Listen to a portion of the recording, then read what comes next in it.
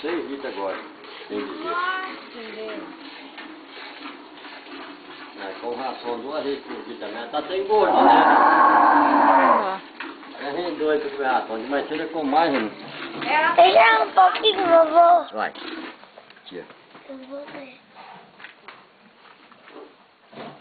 Tira aqui a mão.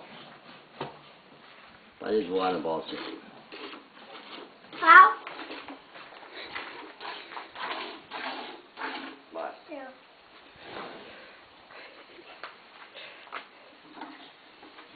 Mais. Deixa eu ver. Deixa eu ensinar você mais. Já, segura.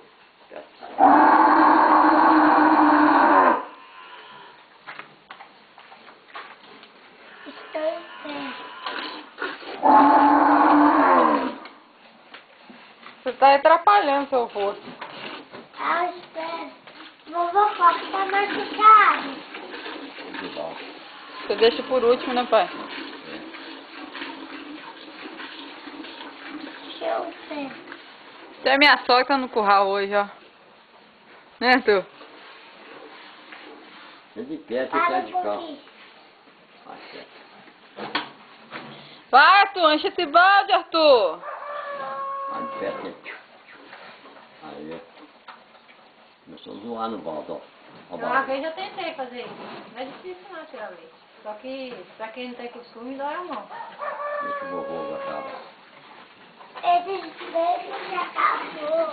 Patinho. Ah, nem olha pra gente, Arthur. Xuxinha, Xuxinha. Ih, a Xuxinha.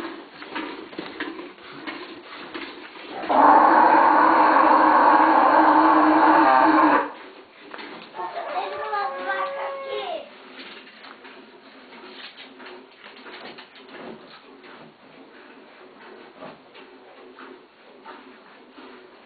Quando a gente chega de manhã no curral, de madrugada, você leva, você tirar 100 e tantos bichos sozinha, você faz, né?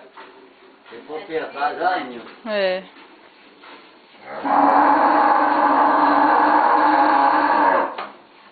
Deixa um pouquinho, vovô. Depois, Arthur.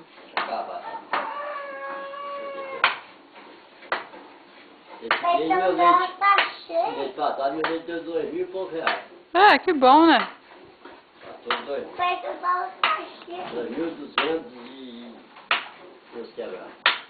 E só tudo. Muito trenzinho pra pagar, né? É, não. Parece que não foi dinheiro pra